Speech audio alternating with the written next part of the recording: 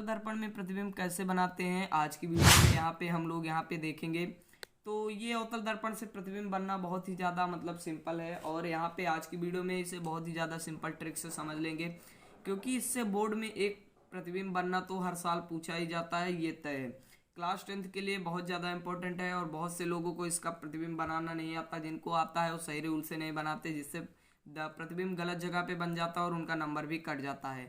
नमस्कार दोस्तों, मेरा नाम है अनुज मौर्य और आप यहाँ पे देख रहे हैं अवतल दर्पण में प्रतिबिंब बनाने की स्थितियाँ। तो चलिए वीडियो को स्टार्ट करते हैं बिना देर किए। तो यहाँ पे सबसे पहले हमें प्रतिबिंब बनाने के लिए कुछ चीज़ों की होगी आवश्यकता। तो जो हम यहाँ पे समझेंगे, सबसे पहले हमें यहाँ पे ज़रूरत होगी एक पेंसिल की और उसके साथ हमें प्रकार की भी ज़रूरत पड़ेगी। यहाँ पे एक अच्छा प्रकार होना चाहिए और उसके बाद हमें यहाँ पे स्केल की भी ज़रूरत पड़ेगी, इरेज़र और पेन वगैरह जो आपको अच्छा लगे, तो इस सब की भी आपको ज़रूरत यहाँ पे पड़ने वाली है। तो सारा सामान साथ में लेके चलेंगे और इसे स्टार्ट करने से पहले सबसे पहले हम 2-3 रूल जान लेते हैं जो हमें प्रतिबिंब बनाने के लिए काम आएंगे। तो सबसे पहले हमें क्या करना है, सबसे पहले एक हमें अवतल दर्पण बना लेना है। अवतल दर्पण आप लोग जानते ही हैं अवतल दर्पण कैसे बनता है। तो यहाँ पे सबसे पहले एक अवतल दर्पण हमने यहाँ पे इसे डिजाइन कर लिया है। तो अवतल दर्पण बनाने के बाद अब हमें क्या करना है, सबसे पहले इसमें कुछ रूल जानते हैं। क्या क्या रूल होता है अवतल दर्पण में। सबसे पहले यहाँ पे ये वाला कलई हुआ होता है। तो ये तो रूल नहीं है, ये मैं सिर्फ बेसिक बता रहा हूँ। तो इस प्रकार का यहाँ पे हमारा दर्पण बना। तो यहाँ पे सबसे पहले जानते हैं, यहाँ पे जो इसका मध्य बिंदु है यहाँ से एक लाइन खींची जाती है। तो यहाँ से एक लाइन खींच देते हैं, इसे क्या कहते हैं, मुख्य अक्ष। और जहाँ पे ये मिला हुआ है मध्य बिंदु, इसको कहते हैं ध्रुव। तो यहाँ पे ध्रुव है ये, जिसे हम P से डिनोट करते हैं। और इससे थोड़ी दूरी पर होगा F और यहाँ पे थोड़ी दूरी पर होगा C, जिसे हम इसे फोकस दूरी कहेंगे, इसे वक्रता त्रिज्या। तो अब इसका रूल क्या है, अगर इसे रूल ये है कि अगर जो किरण है, वस्तु की किरण अगर वो मुख्य अक्ष के समांतर चलती है, जैसा कि यहाँ पे देखें, यहाँ पे ये मुख्य अक्ष के समांतर चल रही है। तो यहाँ पे अगर ये मुख्य अक्ष के समांतर चलती है तो ये इससे जब रिफ्लेक्ट होगी, इससे परावर्तित होगी, तो ये कहाँ पे जाएगी, मुख्य अक्ष के समांतर चलने वाली रेखा फोकस दूरी से होके गुजर जाती है। एक रूल तो आप ये याद करके रखिए चले, क्योंकि जितने भी दर्पण बनेंगे बिना इस रूल के नहीं बनेंगे। फिर दूसरा रूल क्या है, जो किरण फोकस दूरी से जाएगी, जो किरण फोकस दूरी से होके जाएगी, वो रिफ्लेक्ट होने के बाद यहाँ से, जैसे यहाँ से फोकस दूरी से गई, रिफ्लेक्ट होने के बाद वो फिर से मुख्य अक्ष के समांतर हो जाएगी। तो मुख्य अक्ष के यहाँ से फिर से समांतर हो गई। एक रूल और इसमें और है, जो किरण वक्रता त्रिज्या मतलब C से आएगी, जैसा हम यहाँ पे प्रकाश की एक किरण है जो C से यहाँ पे रिफ्लेक्ट होती हुई आ रही है, C से आती हुई प्रतीत हो रही है, तो ये क्या होगा, ये परावर्तित होने के पश्चात, इससे परावर्तित होने के पश्चात ये अपने मार्ग पर पुनः लौट जाएगी।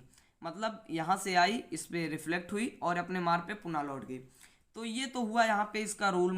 फिर से बताता हूँ, यहाँ पे ये अगर मुख्य अक्ष के समांतर चलेगी किरण, ये मुख्य अक्ष है, मुख्य अक्ष के समांतर चलने वाली किरणें फोकस दूरी से होके गुजर जाती हैं। और यहाँ पे फोकस दूरी से जाने वाली किरण मुख्य अक्ष के समांतर हो जाती है, ठीक उसी का उल्टा। और वक्रता केंद्र से जाने वाली जो किरण है वो अपने मार्ग पर पुनः लौट जाएगी, यहाँ से गई फिर से रिफ्लेक्ट होकर उसी पे चली जाएगी। तो ये हैं इसके 2-3 रूल जो आप समझ गए होंगे। अब चलिए सीधे चलते हैं, पहले प्रतिबिंब बनाने की कुछ विशेष स्थितियाँ होती हैं, पहले स्थितियों के बारे में जान लेते हैं, स्थितियाँ क्या क्या हैं। तो फिर स्थितियों यहाँ पे सबसे पहले देखिए मैंने लिख के रखा हुआ है क्या क्या होता है। सबसे पहले यहाँ पे समझेंगे इसी चित्र के माध्यम से कि जब प्रतिबिंब बनाने की, जब वस्तु अनंत पर हो, तो यहाँ पे अनंत क्या होगा, जैसा कि यहाँ पे देखिए अनंत यहाँ पे होगा, जैसा ये यहाँ पे इस लाइन के बाहर थोड़ी बहुत दूरी पर इससे अनंत होगा यहाँ पे। और फिर यहाँ पे दूसरा क्या है, जब वस्तु अनंत तथा वक्रता त्रिज्या के बीच में हो। अब यहाँ पे अनंत और वक्रता त्रिज्या के बीच मतलब वस्तु यहाँ पर कहीं होगी, वक्रता त्रिज्या से थोड़ी दूरी पर आप इधर ले सकते हैं और अनंत से थोड़ी दूरी पर। तो ये हो गया हमारा ये। फिर यहाँ पे तीसरा रूल क्या है, जब वस्तु वक्रता त्रिज्या C पर हो, ये तो आप समझ ही गए होंगे, मतलब वस्तु यहाँ पर होगी, यहीं पर, तो यहाँ पे वस्तु होगी। और फिर अगला रूल क्या है, जब वस्तु C तथा F के बीच में होगी, तो C कहाँ पे है, यहाँ पे, F कहाँ है, मतलब वस्तु यहाँ पर होगी। फिर एक स्थिति आएगी वस्तु यफ पर होगी, यहाँ पे देख सकते हैं जब स्थिति यफ पर हो, फिर यफ तथा पी के बीच में हो, फिर यहाँ पे कहीं होगा और उसके बाद फिर हमारा यहीं पे प्रतिबिंब होता है कदम। तो यहाँ पे अभी तो हमने जाना, अब इसे चलिए बना के देखते हैं। तो यहाँ पे सीधे सबसे पहले थोड़े बहुत यहाँ पे गोलीय दर्पण हम बना लेते हैं। तो फ्रेंड्स अभी हमने यहाँ पे इसे बना लिया है, देखिए यहाँ पे तो 3 स्थितियाँ भी बनाए और भी बताएंगे। तो यहाँ पे सबसे पहली स्थिति देखते हैं। सबसे पहली स्थिति जैसा कि अभी बताया, जब वस्तु अनंत पर हो तो यहाँ पे कैसा प्रतिबिंब बनेगा। तो यहाँ पे जब अनंत पे होगी, मान लेते हैं वस्तु यहाँ पर कहीं है, वस्तु यहाँ पर है, इसे वस्तु मान लेंगे, वस्तु को ऐसे डिनोट करेंगे, मान लेते हैं वस्तु है बी है, मान लेते हैं, या ये मान सकते हैं आप। फिर क्या करना है, अब वस्तु चलेगी मुख्य अक्ष के समांतर। एक किरण यहाँ पे वस्तु नहीं चले, एक किरण चली मुख्य अक्ष के समांतर। तो अभी अभी रूल क्या बताया, मुख्य अक्ष के समांतर चलने वाली किरणें फोकस दूरी से होके गुजर जाती हैं। तो यहाँ पे इसे कुछ इस प्रकार का निकाल देंगे, ऐसे हो गया, ज़्यादा लंबा नहीं करेंगे लाइन। और यहाँ पे इसे ऐसे एरो से डिनोट कर देंगे कि यहाँ पे किरण किस ओर जा रही है। फिर यहाँ पे अगला रूल क्या होगा, यहाँ पे सबसे पहले फिर यहाँ पे देखेंगे जो वस्तु है यहाँ से, अब यहाँ पे क्या जाएगा यफ से। तो यफ से जाने वाली किरणें हमने आपको क्या बताया अभी, यहाँ पे यफ से जाने वाली किरण मुख्य अक्ष के समांतर हो जाएगी। तो यफ से किरण गई, यहाँ पे रिफ्लेक्ट हुई। अब रिफ्लेक्ट होने के बाद यहाँ पे क्या होगा, ये मुख्य अक्ष के हो जाएगी समांतर।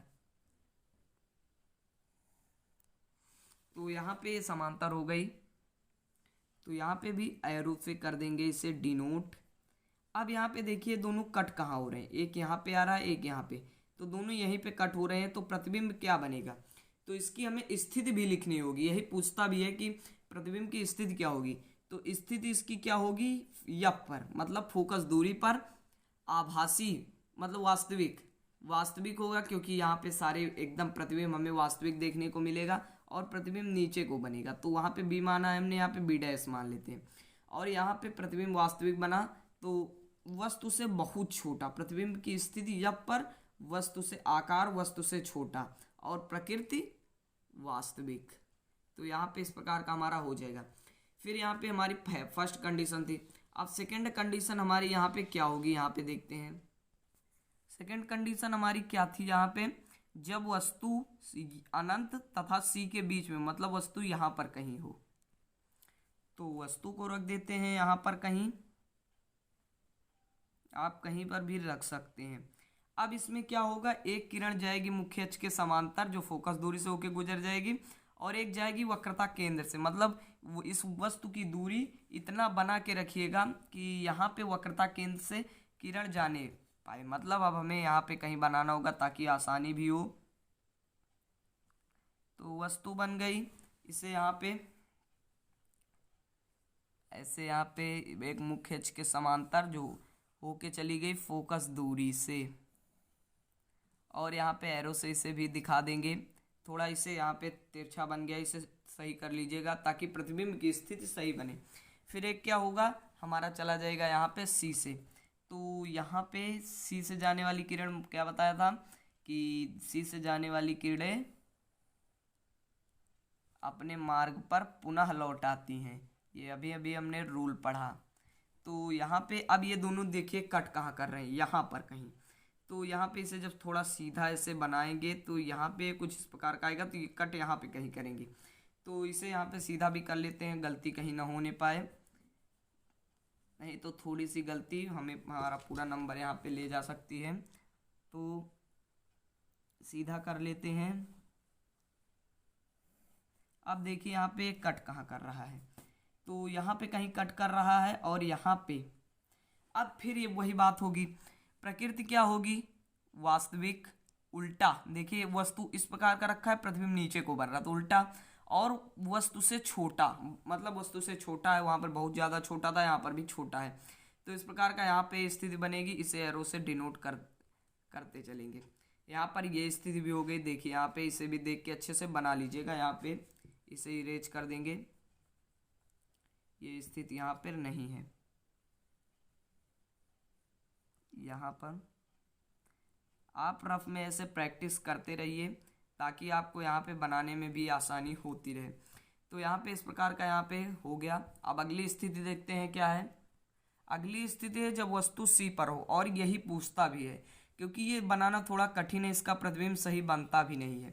तो यहाँ पे इसे चलिए देखते हैं, अभी रूल से समझेंगे, शायद बन जाए। मुझसे भी बहुत ही कम बनता है ये वाला। यहाँ पे एरो से इसे कर देते हैं डिनोट। अब यहाँ पे वस्तु है, समझ रहे होंगे मैं कैसे कैसे क्या कर रहा हूँ। यहाँ पे थोड़ा फिर से लाइन हो गई टेढ़ी, इसे भी कर देंगे थोड़ा इरेज। तो यहाँ पे बहुत ज़्यादा ही ध्यान से हम देखते चलेंगे, और यहाँ से फोकस दूरी से होके गुजर जाएगी। अभी ये मुझे लगता नहीं प्रतिबिंब बनेगा ये, क्योंकि हमने यफ थोड़ा कर दिया है नज़दीक। अभी ये बनेगा नहीं, मैं पहले ही जान गया, क्योंकि यहाँ पे ऐसा कुछ यहाँ पे जाएगा तो यफ कहीं हमें यहाँ पर मानना होगा। इसमें यफ होगा जो होगा थोड़ा दूर होगा, तभी हमारा यहाँ पे बनेगा, नहीं तो बहुत ज़्यादा ही दिक्कत हो जाएगा। आप क्या कीजिएगा पेपर में कि पहले दोनों किरण ऐसी जगह से ले जाइएगा जहाँ से जाने के बाद, और एक यहाँ से गई, एक फोकस दूरी से होके ऐसे चली जाएगी। तो यहाँ से जब होके जाएगी तो यहाँ से रिफ्लेक्ट होगी और यहाँ पे कहीं आके ये कट कर देगी। तो इस प्रकार का इसे ऐसा दिखाइएगा कि ये ठीक इसके सामने ही बने। तो प्रतिबिंब दिखा दीजिएगा ऐसे, यहीं पर कहीं कट ना कटे तो ज़बरदस्ती कट कराइएगा। आपका कभी तो मतलब कट करा दीजिएगा बस कि एग्जामिनर देखे तो उसे ये लगे कि बंदे को पता है कि कट कहाँ पे कराना है। तो इस प्रकार का आप करा देंगे तो आपको अच्छा नंबर मिल जाएगा। अगर सही नहीं किया है तो भी 2 का है तो 1 तो मिलेगा ही। तो इस प्रकार का यहाँ पे ऐसे दिखा देंगे, देखिए। तो इस प्रकार का हमारा यहाँ पे प्रतिबिंब बन गया। 3 स्थितियाँ यहाँ पे समझी, 3 और स्थितियाँ हैं जो हम अगली वीडियो में समझेंगे, क्योंकि वीडियो बहुत ज़्यादा ही लंबा हो गया है। तो यहाँ पे हमने रूल भी वगैरह जाना, इससे वीडियो बहुत ज़्यादा ही लंबा हो गया। अगली वीडियो में बस शॉर्ट वीडियो है, 5 मिनट में ही पूरा प्रतिबिंब यहाँ पे हम जान लेंगे, क्योंकि यहाँ पे रूल बताया, फिर बहुत सारे रूल्स वगैरह वगैरह जानते हुए हम यहाँ पे चल रहे थे, इसीलिए यहाँ पे थोड़ा हो गया। तो यहाँ पे इस प्रकार का समझेंगे। तो यहाँ पे आज का वीडियो है, चलिए यहीं पे एंड करते हैं। वीडियो कैसा लगा कमेंट बॉक्स में जरूर बताइएगा, और आशा करता हूँ कि आप ये प्रतिबिंब बनाना सीख गए होंगे। इसका यहाँ पे देख के बना लीजिएगा। तो मिलते हैं अगले वीडियो में, अगले यहाँ पे प्रतिबिंब के बनने की स्थितियों के साथ। तब तक के लिए बाय बाय, टेक केयर।